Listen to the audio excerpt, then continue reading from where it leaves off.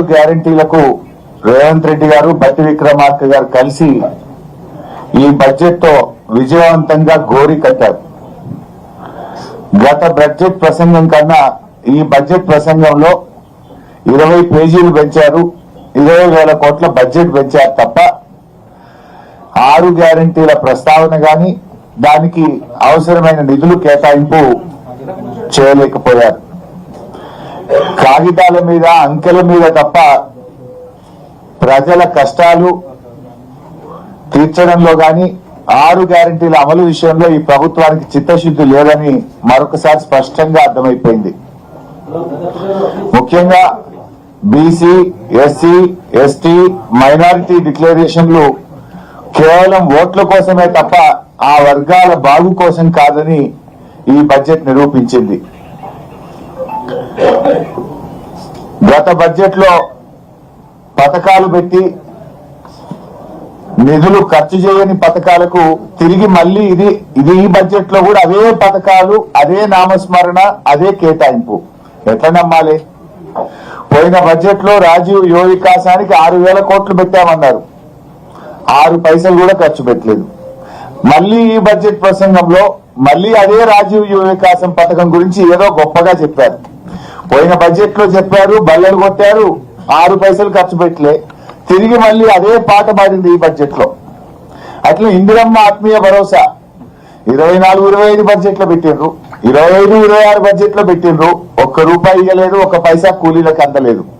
మళ్లీ ఈ బడ్జెట్ లో అదే చదివిండు బట్టి. అంటే నీ బడ్జెట్ కో శాంటిటీ లేదు.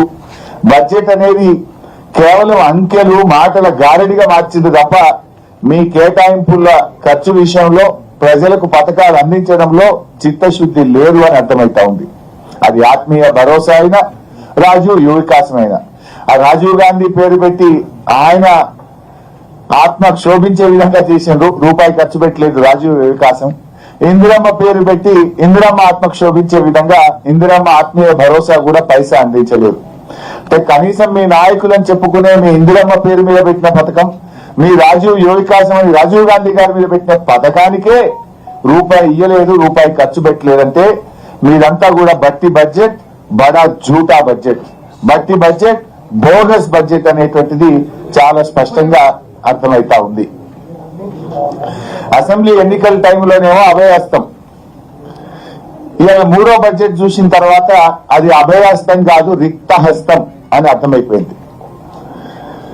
తెలంగాణను, హైదరాబాద్ ను 3 ముక్కలు చేయడం తప్ప ఈ బడ్జెట్ లో విజన్ లేదు.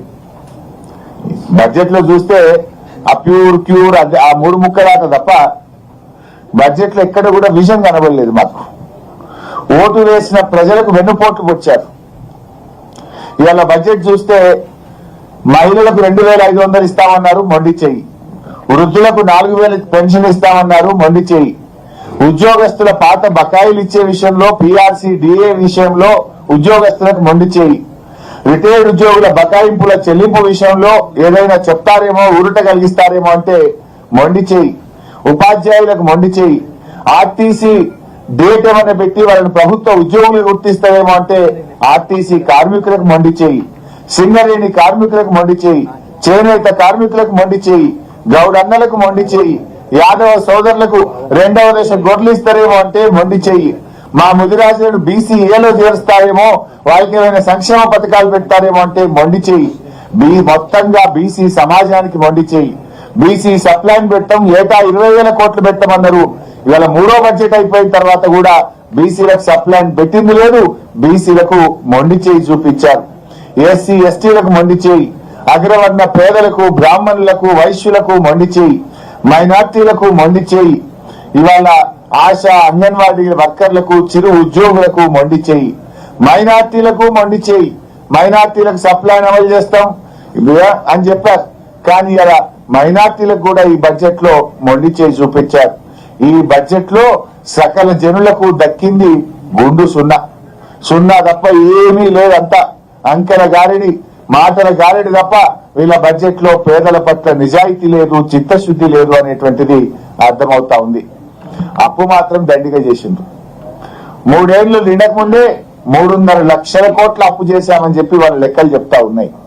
మరి 3.5 లక్షల కోట్ల అప్పులు చేసి ఏమైనా కట్టిండ్రా? బీఆర్ఎస్ పార్టీ ఓ సెక్రటరియట్ కట్టింది, ఓ అంబేద్కర్ కట్టింది, ఓ కాళేశ్వరం కట్టింది, ఓ మిషన్ భగీరథ కట్టింది, చెక్ డ్యాములు కట్టింది, చెరువులు కట్టింది. బీఆర్ఎస్ ఎన్నో ఆస్తుల కల్పన చేసింది. మరి మీరు 3.5 లక్షల కోట్ల అప్పు తెచ్చి చేసింది ఏముంది? అసలు మన రాష్ట్ర చరిత్రలో ఎప్పుడు పెరగనంత డెట్ టు జిఎస్డిపి రేషియో విపరీతంగా పెరిగింది. డెట్ టు జిఎస్డిపి కాంగ్రెస్ ప్రభుత్వం వచ్చిన 27% ఉంటే 2 ఏళ్లలోనే అది 29% పెరిగింది. ఒకప్పుడు తెలంగాణ డెట్ టు జిఎస్డిపిలో భారతదేశంలో అతి తక్కువ డెట్ టు జిఎస్డిపి ఉన్న రాష్ట్రంగా బీఆర్ఎస్ హయాంలో తెలంగాణ రాష్ట్రం ఉంటే ఈ రోజు ఎక్కువకు పెరిగిపోయింది. 29% కు పెరిగింది. అసలు ఇంకా ఆయన బట్టి గారు అంబేద్కర్ సూక్తులు చెప్తా ఉన్నాడు, రాజ్యాంగ విలువల గురించి మాట్లాడుతున్నాడు. వెనుక ఫిరాయింపు ఎమ్మెల్యేలను కూర్చోబెట్టుకొని రాజ్యాంగ విలువల గురించి మాట్లాడడం విడ్డూరం. మీ వెనక ఎవరిని కూర్చొని పెట్టినావు? పార్టీ బీఆర్ఎస్ పార్టీ ఎమ్మెల్యేలను కొనుక్కొని ఫిరాయింపు ఎమ్మెల్యేలను మీ వెనక కూర్చోబెట్టుకొని నువ్వు అంబేద్కర్ సూక్తులు రాజ్యాంగ విలువల గురించి మాట్లాడడం ఇది సిగ్గుచేటు. అసలు బీఆర్ఎస్ 10 ఏళ్ల కాలంలో, మా 10 ఏళ్ల పాలనలో బూడిద నుంచి ఫీనిక్స్ పక్షిలాగా ఈ రాష్ట్రాన్ని ఎగిరింపజేసింది బీఆర్ఎస్. కానీ మీరు ఆ ఫీనిక్స్ పక్షిని బూడిద చేసిన పాపం ఈ 2 ఏళ్ల కాంగ్రెస్ పాలనది. అసలు మీరు ఒక్కటన్నా ఉండదా? స్కాములు తప్ప స్కీములు ఉన్నాయా మీ గవర్నమెంట్ లా? మేడారం గురించి ఏదో గొప్పగా చెప్పిండ్రు. మేడారం టెండర్లలో ఏం జరిగిందో మేం చెప్పలే, మీ కేబినెట్ మంత్రి గారి కుమార్తెనే చెప్పింది. ఆ టెండర్ మాకు దక్కిందని కోపంతో టెండర్ ను రద్దు చేశారు. ఆ టెండర్ ను ఆర్ఎండ్బి శాఖకి ఇచ్చి పొంగిలేటి గారు దక్కించుకున్నారు అని మీ కేబినెట్ మంత్రి బిడ్డే చెప్పింది కదా. మేడారం గురించి చెప్తున్నారు. నాసి రకం పనులతో 4 రోజులకే మేడారం పనులు నేలపాలైనాయి. మేడారం పనుల మీద స్కామ్ జరిగింది. టెండర్ల మీద ఉన్న ప్రేమ మీకు పనుల మీద లేకుండా పోయింది. ఇలా గురుకులాల్లో తిండి పెట్టే దిక్కులేదు కానీ ఈయనేదో అంతర్జాతీయ ప్రమాణాలు ఆ స్కూల్ పెడతా ఈ స్కూల్ పెడతా అని మాట్లాడుతుండ్రు. మీ పాలనలో 160 మంది పసిపిల్లలు, గురుకుల పిల్లలు ఇవాళ చనిపోయినటువంటి పరిస్థితి. తిండి సరిగా పెట్టక పిల్లలు, బుక్కులు పెట్టి చదువుకోవాల్సిన పిల్లలు రోడ్ల మీదకి వచ్చి ధర్నాలు చేస్తున్నటువంటి పరిస్థితి. గురుకుల పిల్లలకు కడుపు నిండి అన్నం పెట్టలేని నువ్వు ఏదో ఇంటర్నేషనల్ స్కూళ్లు నేను విద్యను ఉద్ధరించిన అని చెప్పి ఇవాళ బడ్జెట్ లో చెప్పేటట్టు ప్రయత్నం చేసిండ్రు. సరిగా పెట్టుబడులు అయితే మళ్ళీ గవే కట్టుకథలు. పెట్టుబడుల విషయంలో అన్ని అంకెలు తప్ప వైట్ పేపర్ రిలీజ్ చేయడానికి ఇప్పటికీ చాలా సార్లు అడిగినాం. ఏ కంపెనీ పెట్టింది, ఎక్కడ పెట్టింది, ఎన్ని ఉద్యోగాలు వచ్చినాయి, ఒక వైట్ పేపర్ రిలీజ్ చేయమని బీఆర్ఎస్ అడిగింది. ఇప్పటిదాకా వైట్ పేపర్ రిలీజ్ చేయలేదు. కేవలం అవే కట్టుకథలు పెట్టుబడుల విషయంలో ఇవాళ బడ్జెట్ ప్రసంగంలో చెప్పారు. మేమేదో విదేశాలకు పోయినాం, పెట్టుబడులు తేవడానికి పోయినామంటుంటూ. వీళ్ళు విదేశాలకు వెళ్ళింది పెట్టుబడులు తేవడానికి కాదు, వీళ్ళ అక్రమ సంపాదన విదేశాల్లో పెట్టడానికి విదేశీ పర్యటనలు చేస్తున్నారు తప్ప విదేశాలకు పోయి వీళ్ళు పెట్టుబడులు తెచ్చింది అయితే ఏమీ లేదు. ఇంకా ముఖ్యమైన విషయం, ఒక మాట అన్నారు, తెలంగాణ అభివృద్ధి రేటు అంటే మన జిఎస్డిపి దేశ సగటు కన్నా అధికంగా ఉంది అని బట్టి గారు తన ప్రసంగంలో చెప్పారు. Telangana growth rate is more than the countries growth rate. మరి రేవంత్ రెడ్డి ఏమంటుండే, రాష్ట్రం దివాలా తీసింది, రాష్ట్రం దివాలా తీసింది. బట్టేమో దేశం కంటే మన రాష్ట్రం అగ్రగామిగా ఉండి మన వృద్ధి రేటు బాగుంది అంటాడు. ముఖ్యమంత్రి ఏమో రాష్ట్రం దివాలా తీసింది అంటాడు. ఎవరి మాట కరెక్టు? మరి దేశ సగటు కంటే మన రాష్ట్ర వృద్ధి రేటు బాగుంటే 6 గ్యారెంటీలు ఎందుకు ఎగ్గొడుతున్నారు? 100 రోజుల్లో అమలు చేస్తామన్న 6 గ్యారెంటీలు ఇప్పటిదాకా ఎందుకు అమలు చేస్తలేరు? 3 సార్లు రైతు బంధు ఎందుకు ఎగ్గొట్టారు? 3 సార్లు రైతు బంధు ఎగ్గొట్టినందుకు ముఖ్యమంత్రి ముక్కు నేలకు రాసి రైతాంగానికి క్షమాపణ చెప్పాలని చెప్పి మేము డిమాండ్ చేస్తా ఉన్నాం. నేను అనుకున్నా మేము 3 సార్లు రైతు బంధు ఎగ్గొట్టాము, క్షమాపణ చెప్తారేమో బడ్జెట్ స్పీచ్ లో, ఒప్పుకుంటారేమో అని మేము ఆశించినాం. కానీ అదే బుకాయింపు. ఇవాళ 6 గ్యారెంటీల విషయంలో పోయిన బడ్జెట్ లో 6 గ్యారెంటీలకు 56,083 కోట్లు పెట్టారు. ఈ బడ్జెట్ లో తగ్గించారు. ఈ బడ్జెట్ లో 50,712 కోట్లు పెట్టారు. మేము అనుకున్నాం 6 గ్యారెంటీలు మహిళలకు 2,500 ఇస్తారేమో, ఈసారి బడ్జెట్ పెంచుతారేమో 6 గ్యారెంటీలకు అనుకున్నాం. వృద్ధులకు 4,000 పెన్షన్ ఇస్తారేమో, బడ్జెట్ పెంచుతారేమో అనుకున్నాం. కానీ కోత పెట్టిండ్రు. 56,000 50,000 చేసిండ్రు. 6,000 కోత పెట్టింది. అంటే ఉన్న ఇచ్చిన స్కీములు కూడా బంద్ అవుతాయా? ఇందులో కూడా కోత పెట్టారా? 6 గ్యారెంటీలు అమలు విషయంలో మీరు బడ్జెట్ పెంచుతారా దించుతారా? దీన్ని ఎట్లా అర్థం చేసుకోవాలి ఈరోజు? అదేవిధంగా తలసరి ఆదాయం ఇవాళ బడ్జెట్ లో చెప్పారు, దేశం కంటే తెలంగాణ తలసరి ఆదాయం 1.9% ఎక్కువగా ఉంది అన్నారు. నిజానికి బీఆర్ఎస్ హయాంలో చూస్తే తలసరి ఆదాయం ఇంకా చాలా ఎక్కువ ఉండేది. బీఆర్ఎస్ 10 ఏళ్ల పాలనలో average growth rate of per capital income is 12.1%. BRS హయాంలో 9.5 ఏళ్లలో తలసరి ఆదాయం యొక్క యావరేజ్ 12.1%. కాంగ్రెస్ పాలనలో తలసరి ఆదాయం ఎంత? 10.2%. ఎందుకు తగ్గింది? ఇది మీ పరిపాలన వైఫల్యం, ఇది మీ చేతగానితనం, మీ స్కాముల వల్ల, మీ అక్రమ అవినీతి సంపాదన మీద మీ దృష్టి పెట్టి పాలన గాడి తప్పడం వల్ల ఈ రాష్ట్రం యొక్క తలసరి ఆదాయం తగ్గింది.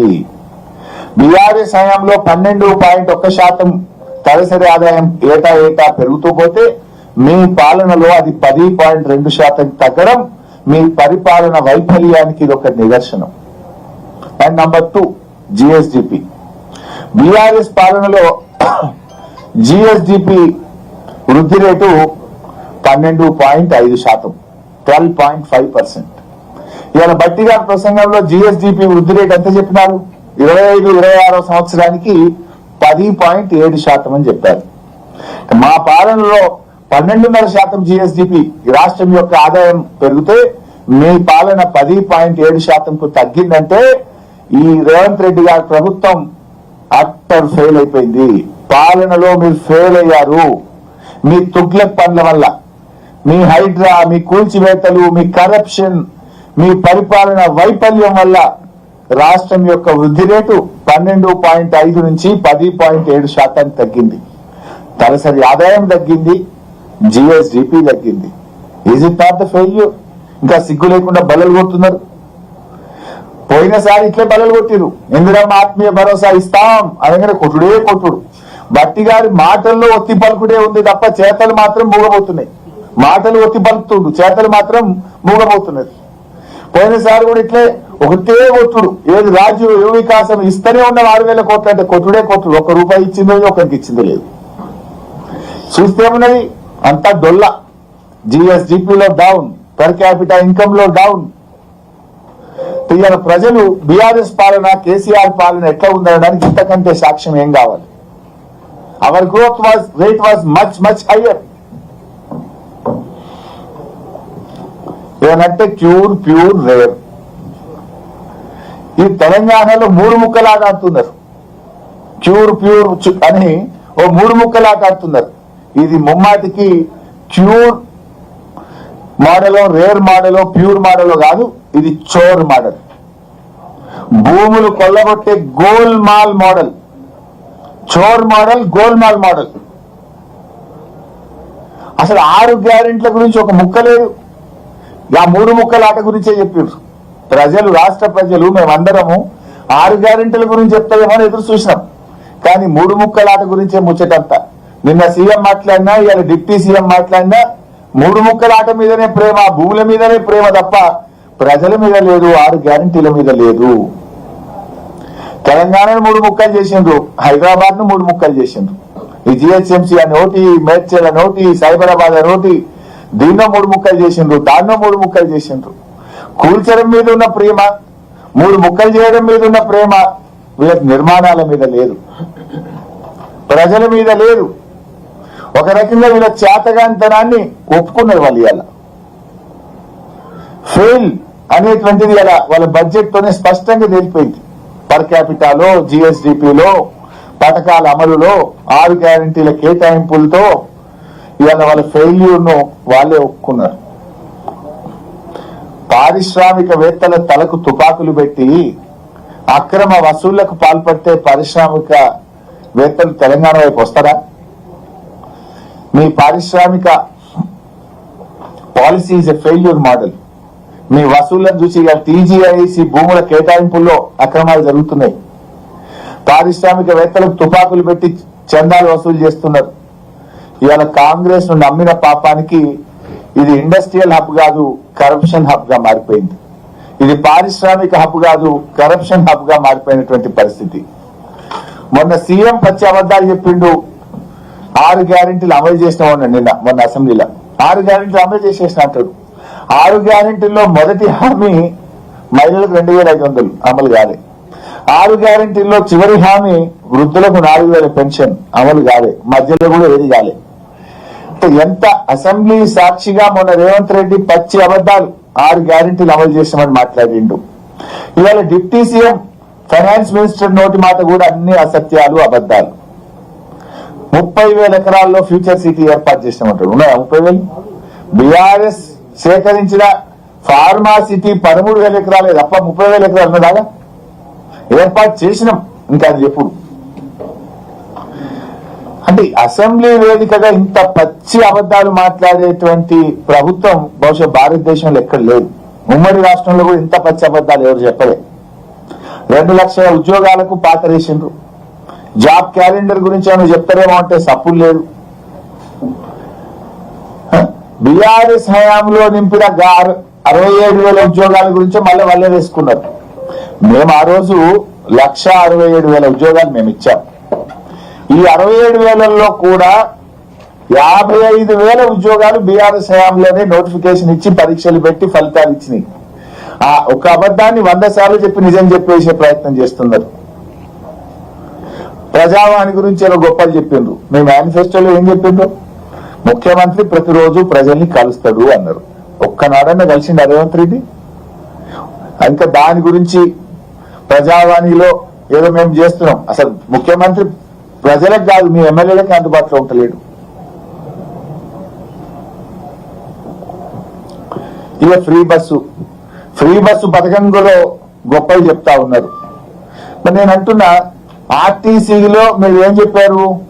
9,000 కోట్లు చెప్పిండ్రు. 9,222 కోట్లు మహిళలకు ఆదా అయింది అన్నారు. సంతోషం. మరి 9,222 కోట్లు ఆర్టీసీకి చెల్లించిందా ప్రభుత్వం? 2,500 కోట్లు బకాయి పడ్డది. అందుకే ఆర్టీసీ అప్పుల ఊబిలోకి పోయింది. మీరు నిజంగా 9,222 కోట్లు ఇచ్చుంటే గత 2 సంవత్సరాల్లో ఆర్టీసీ 3,000 కోట్ల కొత్త అప్పులు ఎందుకు చేసింది? ఆర్టీసీ లాభాల్లోకి పోతే కొత్త అప్పులు ఎందుకు చేసిందో సమాధానం చెప్పండి. ఆర్టీసీ లాభాల్లో ఉంటే కార్మికులకు పెన్షన్ బకాయిలు ఎందుకు ఇస్తలేరు? వాళ్లకు జీతాలు పీఆర్సీ ఎందుకు అమలు చేస్తలేరు? వాళ్ళని ఎందుకు ప్రభుత్వ ఉద్యోగులుగా గుర్తిస్తలేరు? అంటే అంతా బోగస్. ఆర్టీసీని అప్రమయం చేస్తున్నారు. ఆర్టీసీ కార్మికులను రోడ్ల పాలు చేస్తున్నారు. హైదరాబాద్ లో ఆర్టీసీ కార్మికులను మొత్తం అన్ని ఇక్కడి నుంచి వెళ్ళగొట్టే కుట్ర జరుగుతున్నది. ఆర్టీసీ డిపోలన్నీ ప్రైవేట్ పరం చేయబోతున్నారు హైదరాబాద్ లో అని మీ బడ్జెట్ ప్రసంగం చెప్పింది. ఏదో 2 లక్షల కొత్త పెన్షన్లు ఇస్తా అన్నారు. కొత్త ఎక్కడి? ఊడగొట్టినే ఇస్తున్నాను. ₹1 అన్న బడ్జెట్ లో పెంచినావు పెన్షన్లకు? పోయిన సంవత్సరం ఎంత పెట్టినావు గంతే పెట్టింది బడ్జెట్ లో. పోయిన సంవత్సరం మిగిలినాయి పైసలు. ఎందుకంటే ఇలా కొత్తగా పెన్షన్లు ఇవ్వాలి. 3 లక్షల పెన్షన్లు ఏవేసిండ్రు. 3 లక్షలు ఏవేసిండ్రు, 2 లక్షలు ఇస్తామన్నారు. ఇది కొత్త పెన్షన్లు ఇచ్చేది కాదు. 3 లక్షల పెన్షన్లు ఏవేసిండ్రు, 2 లక్షలు ఇస్తామన్నారు. కానీ పెన్షనర్లు ఎదురు చూస్తున్నది 4,000 పెన్షన్ కోసం. నాడు కేసీఆర్ గారు 200 పెన్షన్ 10 అంతలు పెంచి 2,000 పెన్షన్ ఇస్తా అంటే మాట మీద నిలబడ్డది బీఆర్ఎస్ ప్రభుత్వం. 10 అంతలు పెంచాం. మీరు 2 అంతలే 2,000 4,000 చేస్తామన్నారు. 3వ బడ్జెట్ లో కూడా పెట్టలేదే. ఇంకెప్పుడు పెడతారు? మీకు ఉండేదే ఒక బడ్జెట్. ఇక పెన్షనర్లను కూడా ఈ ప్రభుత్వం మోసం చేసింది. 1,000,000 మంది మహిళల్ని కోటీశ్వర్లు ఒకటే మభ్యపెడుతున్నారు. కానీ ఒకటి మారింది బడ్జెట్ స్పీచ్ లో. పోయిన 2 బడ్జెట్లలో ఏం చెప్పిందంటే 1,00,000 కోట్ల వడ్డీ లేని రుణం ఇస్తున్నామని 2 స్పీచ్లలో చెప్పిండు.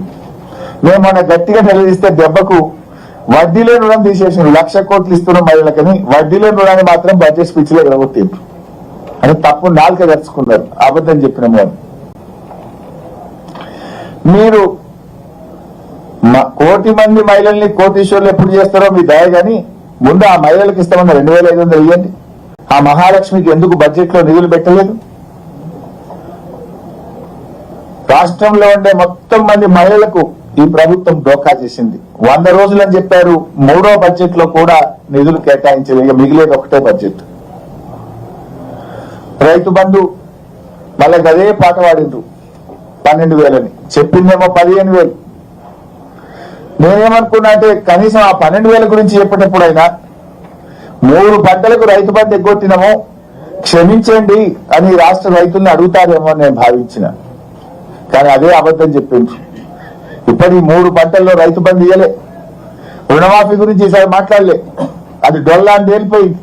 చెప్పింది 51,000, బడ్జెట్ లో పెట్టింది 31,000, చేసింది 20,000. రుణమాఫీలో డోకా, రైతు బంధులో డోకా, బోనస్ లో డోకా. ఇలా పోయిన యాసంగి 2025 ఏప్రిల్ మే నెలలో అమ్మిన యాసంగి సన్న రకం వడ్లకు 1,000 కోట్ల రూపాయలు ఈ ప్రభుత్వం ఎగ్గొట్టింది. యాసంగి బోనస్ ఈయనలే. ఇవాళ ఎంత సిగ్గు లేకుండా నిస్సిగ్గుగా బట్టి గారి బడ్జెట్ లో స్పీచ్లు ఏమంటాడు, 2 పంటలకు సన్న వడ్లకు బోనస్ ఇచ్చినామని స్పీచ్ చదివిండు. బట్టి గారు అబద్ధం ఆడేటప్పుడన్నా కొద్దిగానే ఉండాలి కదా. అది అసెంబ్లీ కదా. 2 పంటలకు సన్న వడ్లకు బోనస్ ఇచ్చినావాను చెప్పు నాకు. నువ్వు ఇస్తే నేను రాజీనామా చేసిపోతా. నువ్వు చేస్తావా? రివ్యూ చేస్తావా? 2 పంటలకు బోనస్ ఇచ్చినాని. వానకాలం ఇచ్చినావు, యాసంగే కొట్టినావు. ప్రతి ఏడాది 2 పంటలకు సన్న వడ్లకు బోనస్ ఇస్తున్నా అని మాట్లాడిండు పుణ్యాత్ముడు. కానీ వానకాలం ఇచ్చిండు, యాసంగే కొట్టిండు పోయిన సంవత్సరం. ఇప్పుడు కూడా వానకాలం ఇచ్చిండు, ఈ యాసంగి ఇస్తాడా ఇయ్యడా ఇంతవరకు స్పష్టత లేదు. బడ్జెట్ లో సాక్షిగా పచ్చి అబద్ధాలు బట్టి గారు వల్లే వేశారు.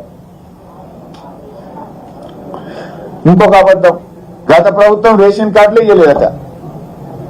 బీఆర్ఎస్ ప్రభుత్వం 6,50,000 రేషన్ కార్డులు ఇచ్చింది అని శాసనసభలో సివిల్ సప్లైస్ మంత్రి ఉత్తమ్ కుమార్ రెడ్డి గారే సమాధానం చెప్పారు. మరి ఉత్తమ్ కుమార్ రెడ్డి ఏమో 6,50,000 రేషన్ కార్డులు బీఆర్ఎస్ ఇచ్చిందంటాడు. బట్టి ఫైనాన్స్ మినిస్టర్ బడ్జెట్ స్పీచ్ లోనేమో గత ప్రభుత్వం రేషన్ కార్డులు ఇవ్వలేదు అని బడ్జెట్ స్పీచ్ లో చదువుతారు. ఇంత పచ్చి అబద్ధాలు బట్టి గారు చదవచ్చా? ఎట్లా నమ్ముతారు మిమ్మల్ని ప్రజలు? ఏమనుకుంటారు మిమ్మల్ని ప్రజలు? సోయి ఉండాలి కదా కనీసం.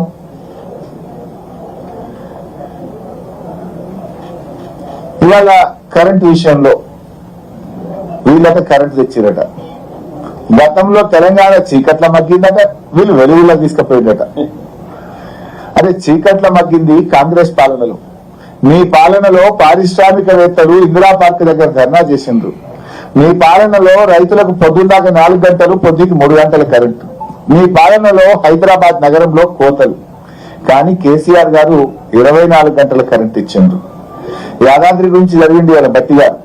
యాదాద్రి థర్మల్ పవర్ ప్లాంట్ లో 3వ యూనిట్ కూడా పని ప్రారంభించింది. ఇది మన రాష్ట్రానికి గర్వకారణము అన్నారు. ఎవరు స్టార్ట్ చేసింది యాదాద్రి? ఆనాడు మేము యాదాద్రి కడుతుంటే కోమటిరెడ్డి వెంకటరెడ్డి ఏమన్నాడు, మేము రాగానే యాదాద్రిని మూసేస్తామన్నాడు. ఇవాళ బట్టి అంటుండు యాదాద్రి తెలంగాణ జాతికి గర్వకారణము అంటుండు. That is the vision of KCR. ఇవాళ బీఆర్ఎస్ యొక్క వెలుగులను తమ గొప్పలుగా చెప్పుకోవడం కాంగ్రెస్ పార్టీ సిగ్గుచేటు. ఎవరు పెట్టింది యాదాద్రి? 99% పని మేం కదా చేసింది. మీరు స్విచ్ కక్కొత్తుడు తప్ప మీరు చేసిందా? ఆనాడు మేము యాదాద్రి పెడితే దాన్ని మూసేస్తాము, అది దండగా, ఇది పెట్టొద్దని మాట్లాడిన మీరు ఇవాళ బడ్జెట్ స్పీచ్ లో అదేదో తమ ఘనతగా ఇవాళ చెప్పుకునేటువంటి ప్రయత్నం చేస్తున్నారు. ఇవాళ మీ బడ్జెట్ స్పీచే చెప్పింది ఆ యాదాద్రి థర్మల్ పవర్ ప్లాంటే ఈ రాష్ట్రానికి దిక్కైందని మీ ప్రసంగమే చెప్పింది. అంటే అది బీఆర్ఎస్ గొప్పతనాన్ని చెప్పకనే చెప్పినావు. సింగరేణి గురించి మాట్లాడి ఇంకేందో, సింగరేణిని స్కామ్ల గనిగా మార్చిండ్రు మీరు, కుంభకోణాల కేంద్రంగా మార్చిండ్రు. సింగరేణి గురించి పలికే హక్కే మీకు లేదు. Bogus production, bogus income tax కట్టిండ్రు, బోగస్ బోనస్లు ఇచ్చి ఇవాళ సింగరేణి కొలాప్స్ అయ్యేటువంటి పరిస్థితి తెచ్చిండ్రు మీరు. కేసీఆర్ గారు నిర్మించిన వ్యవస్థను నడపడం కూడా మీకు చేతనైతలేదు. అరే ఇరిగేషన్ లో కూడా బోగసే. మొదటి బడ్జెట్ లో 6 ప్రాజెక్టులు పూర్తి చేస్తాం, 6 లక్షల ఎకరాలకు నీళ్లు ఇస్తామన్నారు. రెండవ బడ్జెట్ లో 8 ప్రాజెక్టులు పూర్తి చేస్తాం, 6 లక్షల ఎకరాలకు నీళ్లు ఇస్తామన్నారు. 2 బడ్జెట్లు అయిపోయినాయి. ఒక్క ఎకరానికి నీళ్ళు ఇచ్చిందా? ఒక్క ప్రాజెక్ట్ అన్న పూర్తి చేసిందా? అసలు మీ బడ్జెట్ ప్రసంగాలకు ఏమైనా వీసమెత్తైన నిజాయితీ ఉందా? నిజముందా? మరి ఎన్ని ప్రాజెక్టులు పూర్తయినాయి చెప్పండి? 12 లక్షల ఎకరాలకు నీళ్లు ఇస్తామని చెప్పి ఎక్కడైనా నీళ్లు ఇచ్చిందా మీరు? సాగునీటి రంగాన్ని ఈ ప్రభుత్వం తీవ్రంగా నిర్లక్ష్యం చేసింది. బ్రేక్ఫాస్ట్ పథకం గురించి బల్లలు కొట్టుకున్నారు. ఇవాళ ఎవరు పెట్టింది బ్రేక్ఫాస్ట్ పథకం? బీఆర్ఎస్ ప్రభుత్వమే ఈ బ్రేక్ఫాస్ట్ పథకాన్ని ప్రారంభించింది. నేను ప్రారంభిస్తే మీరేమో దాన్ని క్లోజ్ చేసి ఆ పథకాన్ని బంద్ చేసి 2.5 ఏళ్ల పాటు పిల్లల్ని బ్రేక్ఫాస్ట్ పథకానికి దూరం చేసి ఇప్పుడేదో కొత్తగా బ్రేక్ఫాస్ట్ పథకాన్ని ప్రారంభం చేస్తున్నాము, ఇదేందో కొత్త పథకము అని చెప్పడం అనేటువంటిది ఇది సిగ్గుచేటు. అట్లే టిమ్స్ ఏం చెప్తుండే ఏది టిమ్స్ సనత్ నగర్ 2026 డిసెంబర్ లో ప్రారంభిస్తాం. ఎన్ని డేట్లు చెప్పింది? ఇప్పటికి 4 డేట్లు మారినాయి. టిమ్స్ సనత్ నగర్ కు 2.5 ఏళ్లలో 4 డేట్లు పెట్టింది. ఇది 5వ డేట్ బడ్జెట్ లో. మళ్ళా మొన్న ఉగాది కన్నారు, జూన్ కన్నారు, ఇవాళ డిసెంబర్ చేసిండు. ఈ ఏడాది 3 డేట్లు పెట్టింది, అంతకుముందు 2 డేట్లు పెట్టింది. డేట్లు మారుడు, అంకెలు మారుడు తప్ప ప్రజల జీవితాలు మారడం లేదు. మొత్తంగా ఈ బడ్జెట్ దగాకోరు బడ్జెట్, పేదలను వంచిన బడ్జెట్, 6 గ్యారెంటీలను పాతరేసిన బడ్జెట్, మహిళలు, వృద్ధులు, రైతులు, ఉద్యోగ వర్గాలు, కార్మికులు అందరినీ నిరాశపరిచిన బడ్జెట్.